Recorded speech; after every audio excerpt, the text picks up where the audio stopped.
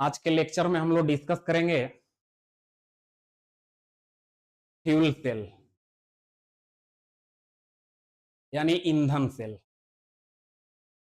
अगर फ्यूल में यूज होने वाले जितने भी गैसेस या गैसियस मॉलिक्यूल है, यानी जो भी गैस आप यूज करते हैं फ्यूल के रूप में, अगर उस गैस के हेल्प से आप इलेक्ट्रिसिटी को जनरेट करते हैं by cell, that cell are called fuel cell. उस सेल को हम लोग क्या बोलेंगे? तो फ्यूल सेल बोलेंगे। फ्यूल सेल जो होता है 70% यानी लगभग 70% केमिकल एनर्जी को इलेक्ट्रिकल एनर्जी में चेंज कर देता है। तो हम लोग बोलते हैं कि इसका एफिशिएंसी जो होता है लगभग 70% होता है। लाइट इन वेट होता है, लिस्ट इन साइज होता है, इसीलिए बोलते हैं कि इजिली ट्रांसपोर्टेबल होता है। ये पोल्यूशन फ्री होता है, किसी तरह का ये पोल्यूटेंट प्रोड्यूस नहीं करता है। ठीक है, इसका कॉमन एग्जांपल अगर देखा जाए फ्यूल सेल का तो है hydrogen oxygen fuel cell. Hydrogen oxygen fuel cell का कंस्ट्रक्शन क्या होता है? तो इसमें दो ग्रेफाइट रॉड होता है और इलेक्ट्रोलाइटिक सॉल्यूशन के रूप में हम लोग सोडियम हाइड्रोक्साइड या पोटासियम हाइड्रोक्साइड का यूज करते हैं। अब सोडियम हाइड्रोक्साइड और पोटासियम हाइड्रोक्साइड से इलेक्ट्रोलाइटिक सॉल्यूशन बन रहा है, तो इस सॉल्यूशन में हाइड्रोक्साइड आयन प्रेजेंट होगा। हाइड्रोजन ऑक्सीजन फ्यूल सेल में एक साइड से हाइड्रोजन गैस को और दूसरे साइड से क्या करते हैं? ऑक्सीजन गैस को फ्लो करते हैं बाई पोरस ग्रेफाइट रॉड। यहां पर ग्रेफाइट रॉड को हम लोग यूज करते हैं एनोड और कैथोड के रूप में। जिस साइड से आप हाइड्रोजन गैस को फ्लो कीजिएगा उस साइड वाले ग्रेफाइट जो रॉड होता है उस पर हाइड्रोजन के द्वारा इलेक्ट्रॉन को लॉस किया जाता है। अब लॉस कर रहा है हाइड्रोजन गैस इलेक्ट्रॉन को, तो लॉस किया गया इलेक्ट्रॉन जो है ग्रेफाइट रॉड ट्रांसफर कर देता है किधर? तो जिस साइड से आप ऑक्सीजन गैस को फ्लो किए हैं उस साइड वाले ग्रेफाइट रॉड को, यानी जिधर से आप हाइड्रोजन गैस को फ्लो किए हैं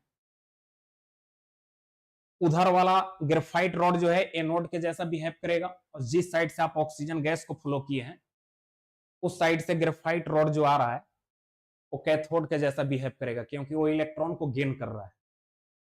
जो इलेक्ट्रॉन को गेन करता है उसको कैथोड बोलते हैं, और जो इलेक्ट्रॉन को लॉस करता है उसको क्या बोलते हैं? एनोड बोलते हैं।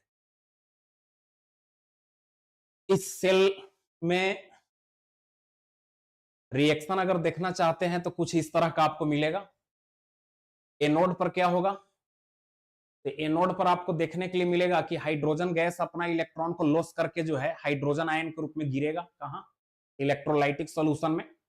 और हाइड्रोजन आयन जो है इलेक्ट्रोलाइटिक सॉल्यूशन में प्रेजेंट जो हाइड्रोक्साइड आयन है उसके साथ रिएक्ट करके किस में चेंज हो जाएगा? तो H2O में।